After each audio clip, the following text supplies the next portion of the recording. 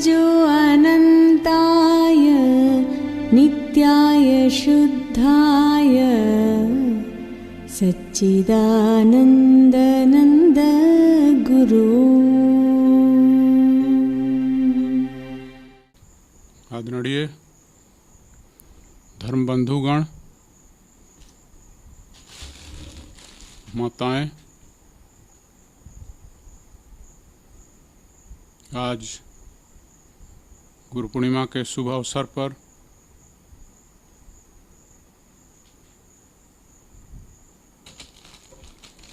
Covid महामारी के चलते आप लोग आश्रम नहीं आ सके। अपने सामाजिक दूरी का पालन करते हुए अपने घर पर ही पूजा अनुष्ठान आरती किए। यह बहुत ही अनुकरणीय पहल है। अपने स्वास्थ्य की सुरक्षा के नाते परिवार और सुरक्षा के लिए भी मैं आप लोगों को इस शुभ अवसर पर बहुत बहुत शुभकामनाएं और आशीर्वाद देता हूं। साथ ही आप सभी लोगों के मंगलमय, सुखमय, शांतिमय एवं दीर्घायु जीवन के लिए उस ईश्वर से प्रार्थना भी करता हूँ। आज के इस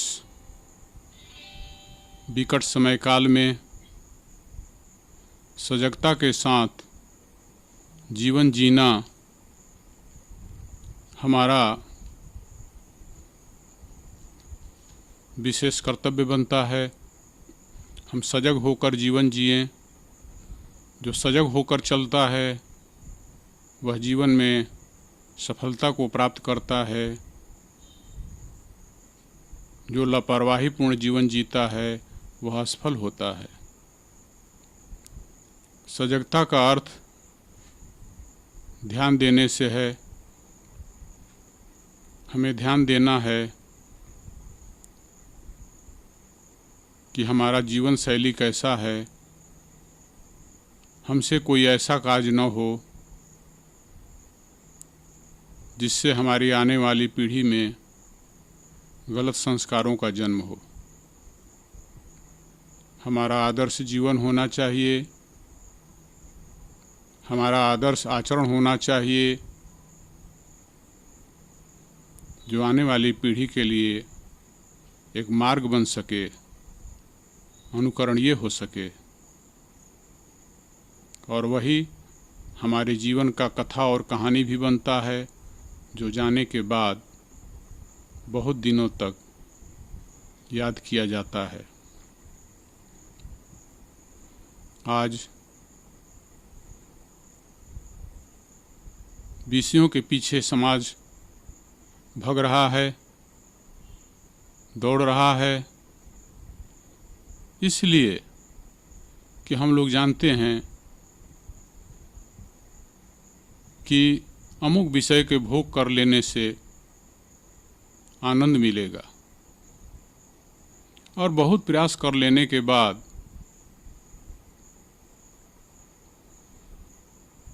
वह विषय प्राप्त हो जाता है, उसे भोग भी लिया जाता है। तब हमें यह अनुभव होता है कि वह सोचना हमारा भूल था। विषय के भोगों से हमें वह परम आनंद और परम तृप्ति मिलेगा, पर ऐसा होता नहीं है।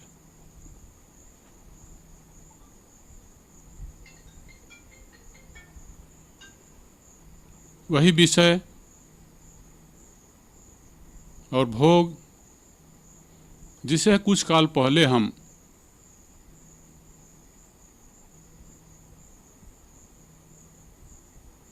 उसे प्राप्त कर लेने के लिए प्रयासरत रहते हैं, अपने जीवन का ध्येय और सौभाग्य समझते हैं। कितनी आश्चर्य की बात है कि कुछ समय के बाद यह महसूस होने लगता है कि यही हमारे लिए दुख का कारण है। इसमें वह आनंद नहीं है, वह सुख नहीं है, और इससे फिर हम घृणा करने लगते हैं, उससे पीछा छुड़ाना चाहते हैं।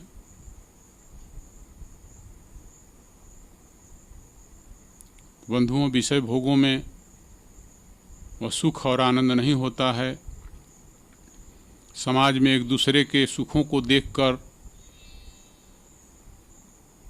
लोग सोचते हैं कि उसके पास जो भौतिक संसाधन है वह बहुत ज़्यादा सुखी है, और वह व्यक्ति भी और किसी को देखकर, उसके सुख संसाधनों को देखकर सोचता है वह सुखी है।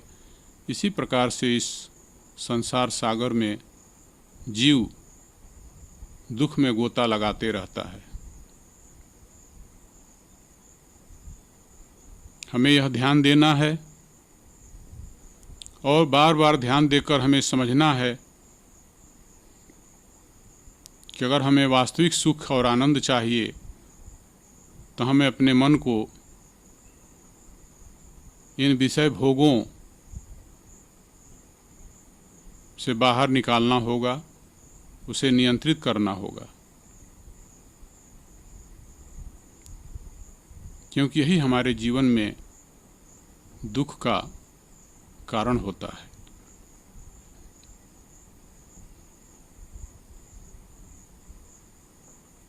जो व्यक्ति सत्य को समझना चाहता है वह संत महात्माओं के विचारों और सत्संगों के बीच जाकर यह अनुभव करने लगता है।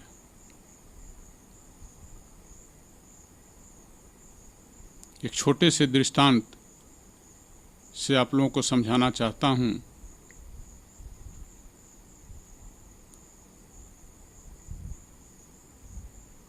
एक बार देव गुरु बृहस्पति जी का विद्वान पुत्र अपने पिता के पास गया और साष्टांग प्रणाम कर उनके समीप बैठ गया।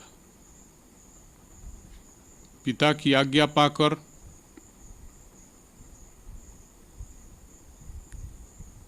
उसने उनसे पूछा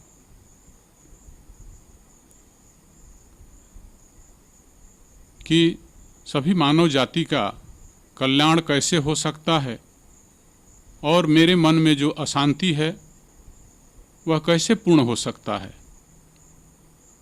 और अशांति कैसे दूर हो सकता है। उन्होंने कहा कि सर्व त्याग से हो सकता है। वह कच्छ वहाँ से उठा और अपने जो है स्थान पर चला गया और सब कुछ धीरे धीरे परित्याग करने लगा। अपने जीवन की जितनी आवश्यक वस्तुएं थी वो सब का वह परित्याग करने लगा। फिर भी बहुत वर्षों बाद उसके मन में न सुख मिला न शांति मिला, तो वह फिर अपने पिता के पास गया और उसने कहा कि पिताजी, मैंने बहुत कुछ त्याग कर दिया, फिर भी मुझे शांति नहीं मिली। एक एक करके मैंने सारे सामग्री का त्याग कर दिया, फिर भी शांति नहीं मिली।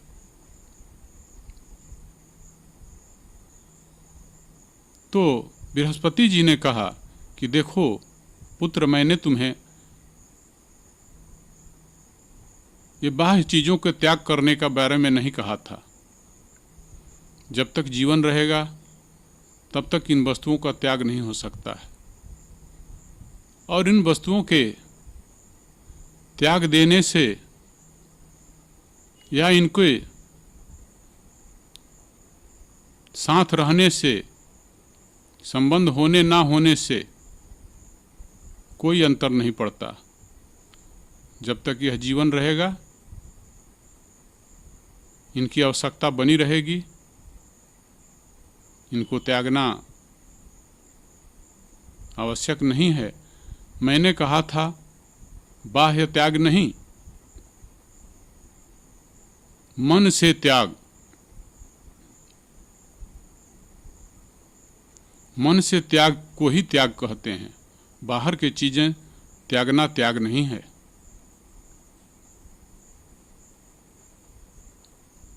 मन से हर प्रकार के विषयों और वस्तुओं के प्रति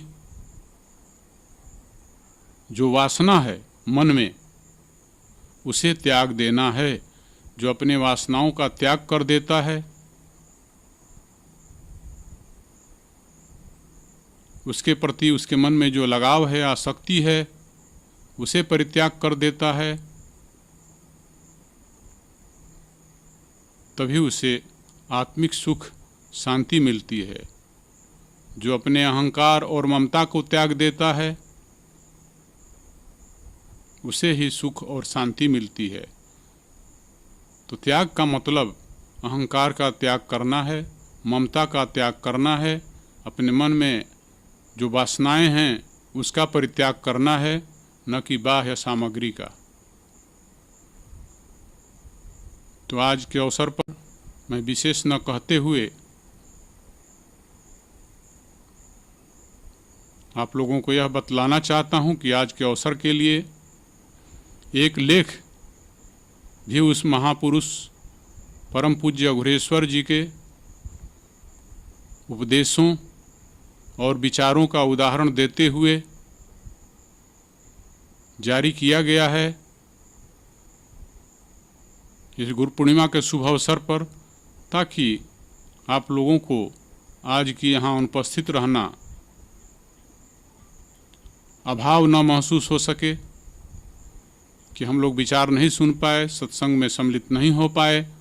उन विचारों को पढ़कर आप बहुत कुछ ग्रहण कर सकते हैं और आज के इस समय काल में हमें कैसा जीवन जीना है, किस प्रकार की जीवन शैली अपनाना है, कैसे चलना है,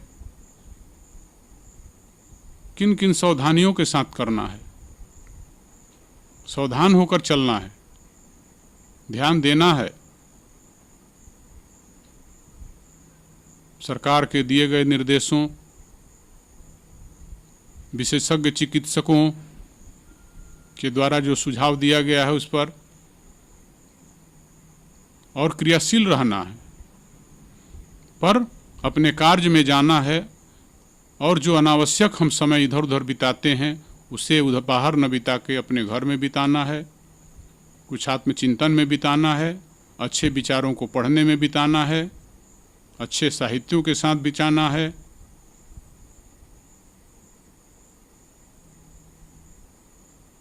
यही मेरा आज के दिन संदेश है, आप लोगों के लिए मार्गदर्शन है। जय माँ, जय गुरुदेव।